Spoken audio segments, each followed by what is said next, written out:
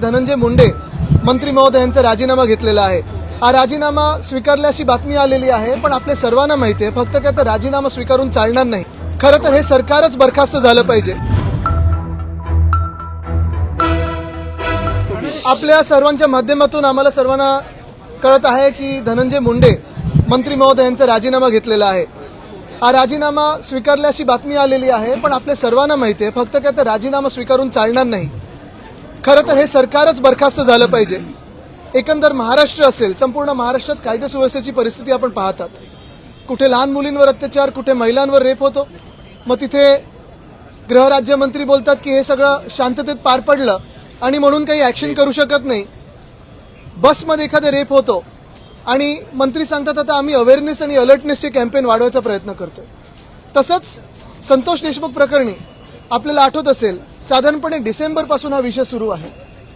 खून कधी झाला त्याच्यानंतर जे अधिवेशन झालं, खून झाल्यानंतर अधिवेशन झाल्यानंतर संपूर्ण महाविकास आघाडीच्या सगळ्याच आमदारांनी हा विषय घेतला होता, जोरदार नागपूरमध्ये लावून धरला होता आणि आम्ही हीच मागणी करत होतो की एका पारदर्शक चौकशीसाठी ज्यांचं नाव येते अक्का म्हणून धनंजय मुंडे यांनी राजीनामा द्यावा। पण ते काही न देता, बरं आम्हीच नाही तर भाजपचे देखील नमिताताई असतील, धसजी असतील, हे देखील स्वतः भाजपचेच आमदार राजीनाम्याची मागणी करत होते। भाषणं झाली, प्रत्येक बाजूनी भाषण झालं, प्रत्येकाने भाषणात जी काही त्या संतोष देशमुखवर जे काही प्रकार झाले होते, अत्याचार असतील, एकदमच भयानक प्रकार, म्हणजे कधी असं ऐकलं नव्हतं आपण, असं सगळं भयानक याचं वर्णन केलं। जितेंद्रजी आव्हाड यांनी देखील आपल्याला आठवत असेल भाषण करून संपूर्ण हाऊसला स्तब्ध केलं होतं। पण हे सगळं झाल्यानंतर देखील आम्हाला वाटलं होतं मुख्यमंत्री कुठेतरी ऐकून घेतील आणि न्याय देतील। पण मुख्यमंत्र्यांचे हात कशासाठी बांधले होते, कोणी बांधले होते, मैत्रीच्या नात्यात बांधले होते, कोलिशन धर्मामध्ये बांधले होते, कुठच्या कारणामुळे बांधले गेले होते आम्हाला माहित नाही। पण आम्हाला सांगितलं होतं त्यांनी की आम्ही न्याय देऊ, चौकशी लवकरच लवकर पूर्ण होईल। डिसेंबर संपूर्ण गेला, जानेवारी गेला, फेब्रुवारी गेला, आज मार्चमध्ये हे अधिवेशन सुरू झाल्यानंतर काल जे भयानक फोटो आलेले आहेत, मला वाटत नाही महाराष्ट्राने कधी अशी हत्या पाहिली असेल। सगळेच हादरून गेले, म्हणजे काल रात्री ते पाहताना देखील, व्हिज्युअल पाहताना देखील डोळ्यात पाणी होतं। अजूनही विचार करू शकत नाही की त्या परिवारावर आता हे सगळं पाहून काय त्यांच्या मनात असेल, काय त्यांचं हृदय काय असेल त्यांच्या मनात, खरोखर कळत नाही। माझंही मन हलून गेलेलं आहे। आज आपण पाहतोय की महाराष्ट्रात एक तरुण सरपंच असेल, तो कोणाचा भाऊ असेल, कोणाचा मुलगा असेल, कोणाचे वडील असेल, सगळ्यात महत्व म्हणजे भाजपचे पण कार्यकर्ते होतच ना ते। आज आपण काही लोकांना पाहतो, काही चिरीमिरी लोक आहेत जे सांगतात, धमक्या देतात की आम्ही फंड नाही देणार सरपंचांना, असं करू तसं करू, सरपंचांना न्याय द्या पहिला। आज जर ह्या सरपंचाला न्याय नाही दिला तर मग आपण राज्य म्हणून चाललोय तरी कुठे।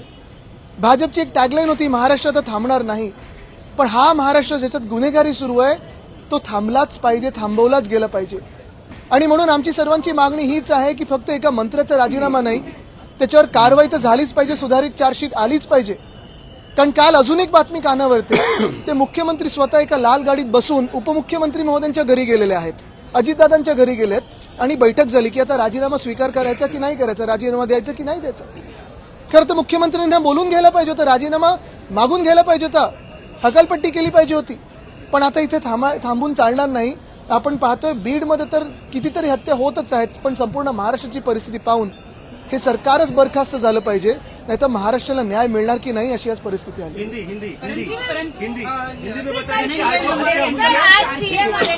हेच मी सांगतोय, सुधारित चार्जशीट झाली पाहिजे, कारण आज सगळं कळतंय ना, आपल्याच माध्यमातून सगळं कळतंय।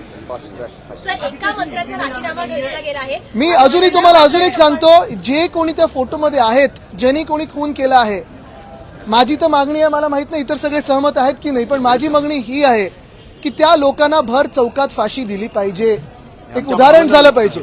भावना व्यक्त करतो। अजूनही मला शब्द काही सुचतच नाहीयेत, कारण ते सगळं पाहिल्यानंतर खरोखर मन भरून येतं।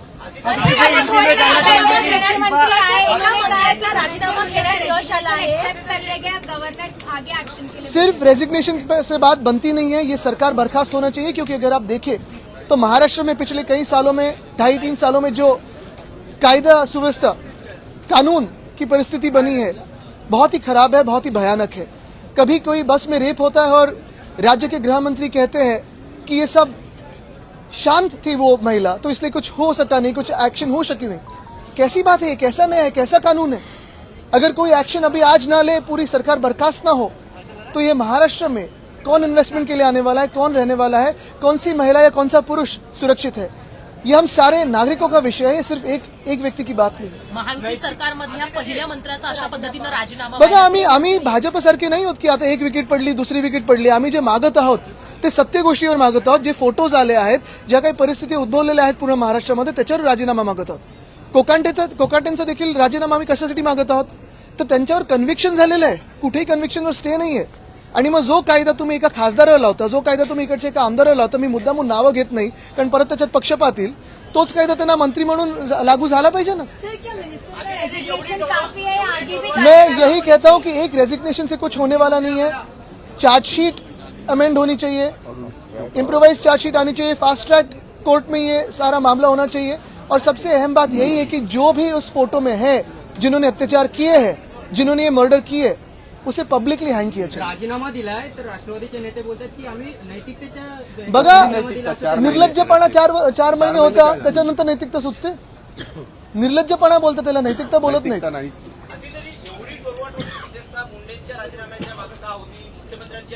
मी हेच विचारतोय की त्यांना विचारा. 130 लोकांचं तुमच्याकडे बहुमत असताना, सरकार जास्ती आहे पण अर्थात स्वतःचे 130 लोक आहेत, एवढं सगळं असून तुम्ही स्वतःच्या पक्षाच्या कार्यकर्त्याला न्याय देऊ शकत नाही? हे हिंदू नव्हते, हे भाजपचे कार्यकर्ते नव्हते? म्हणजे जातपात धर्म नसेल बघायचं तरी भाजपच्याच दृष्टिकोनातून बघायला गेलं तर मग नक्की हे कोण होते की तुम्ही यांना न्याय देत नाहीयेत? जर भाजपच्या कार्यकर्त्यांना, आज मी खास करून भाजपच्या आणि संघाच्या कार्यकर्त्यांना देखील आपल्या माध्यमातून विचारत आहे की आज आपले मुख्यमंत्री आहेत, आपण एवढी मेहनत केली, सरकार आणलं, आणि हे सगळं करून जर तुमच्याच एक सहकारी त्याचं हत्या होत असेल आणि मुख्यमंत्र्यांचे हात कोणीतरी बांधत असेल तर हे तुम्हाला तरी योग्य वाटतं का? खरं तर मुख्यमंत्री जे स्वतः गृहमंत्री आहेत त्यांनी राजीनामा दिला पाहिजे, कारण मुख्यमंत्र्यांकडे जो काल तुमच्याकडे फोटो आलाय ब्लॅक अँड व्हाईट, पोलीस यंत्रणा एवढी कडक असते, एवढी पोचलेली असते की हा फोटो मुख्यमंत्र्यांकडे दुसऱ्या दिवशी पोचला असेल, हा फोटो कलर फोटो असेल, सगळी माहिती असते। मी पाहिलंय सीएम ऑफिस कसं चालतं, आणि देवेंद्रजींची तर सीएम ऑफिसची ताकद तुम्हाला माहिती आहे, आमच्या फोनवर काय आहे पण त्यांना माहिती असेल। सगळं पेगसस वगैरे तुम्ही राजकीय नेत्याच्या मागे लावता, तुम्ही विरोधी पक्षाच्या मागे सगळी यंत्रणा लावता, त्यापेक्षा कायदा सुव्यवस्था ठीक करण्यासाठी यंत्रणा लावा कधीतरी।